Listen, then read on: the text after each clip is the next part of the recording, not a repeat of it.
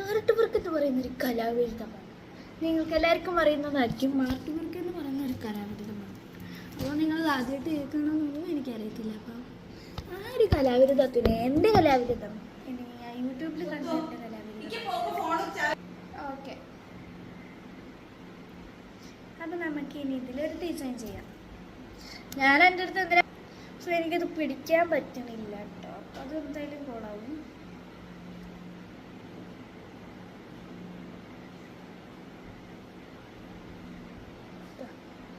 എങ്ങനെ പോയി ഗൈസ്, എവിടെയത്? നമുക്കതൊരു ബുക്കിൽ വരച്ചാണ്.